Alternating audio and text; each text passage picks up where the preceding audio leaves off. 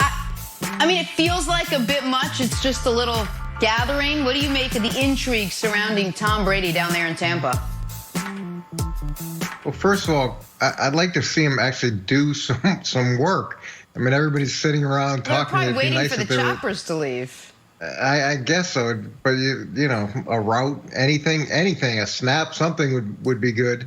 I understand the intrigue, and when you get someone like Tom Brady to an organization that's been struggling and struggling for a while, there's incredible optimism, and it's a little bit of the reverse of what's happening in New England, where there's a lot of concern about what's going to happen, and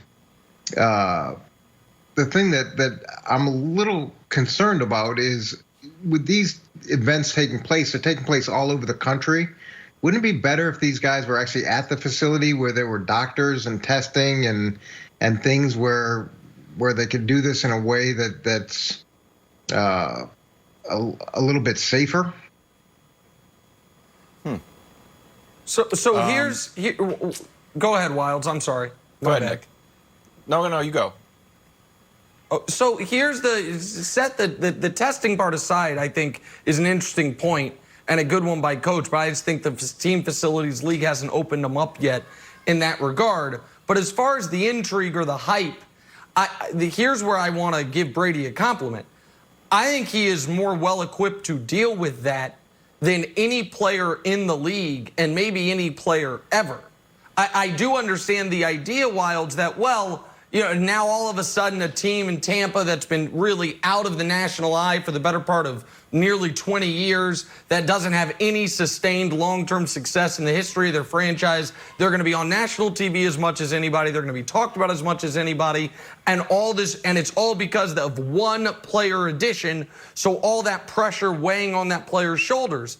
But Tom Brady, for the last 15 years of his career, has operated from a place very few players in sports history have, which is, if I finish second, this year was a failure, where every single year you had realistic Super Bowl expectations, realistic Super Bowl aspirations.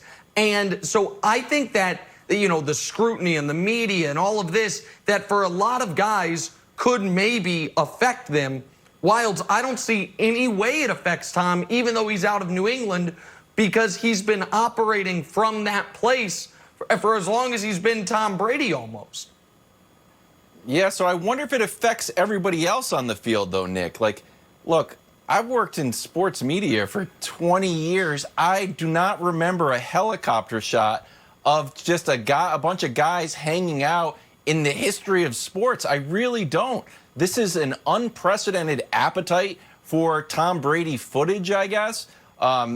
It's just odd to see this footage. And I like it because remember we tried to get those photos the other days and the Tampa Bay newspaper had it and we couldn't get them. So I recognize that we're part of the system that wants to see Tom Brady. But looking at this and recognizing that there's such a ravenous appetite for Tom Brady on the field and seeing Gronk on the field makes me think that this is a higher pressure cooker, Coach, than I think I originally thought.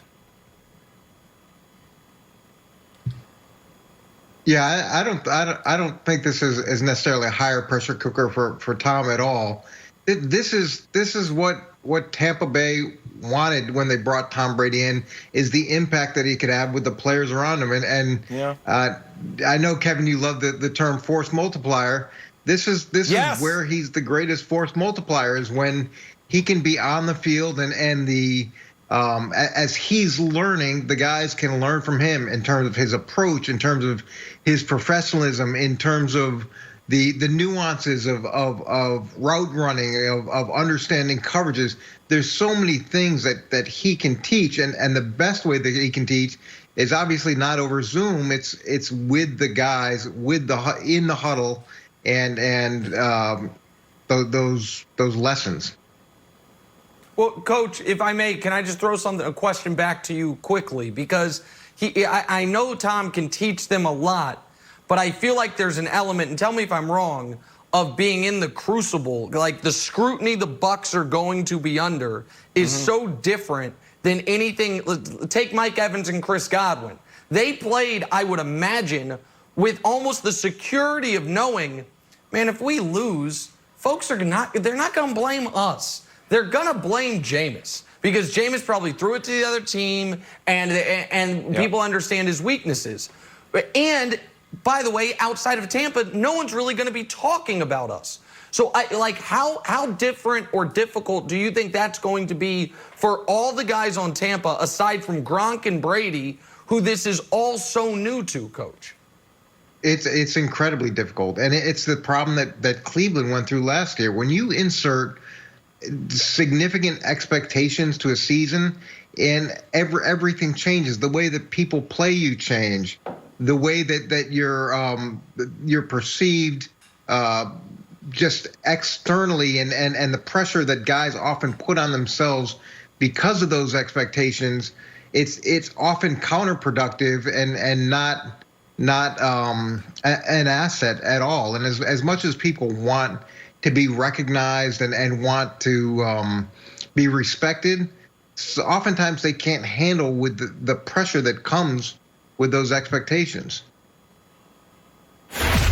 All right, let's take a turn and talk some Green Bay Packers. There is no aerial footage of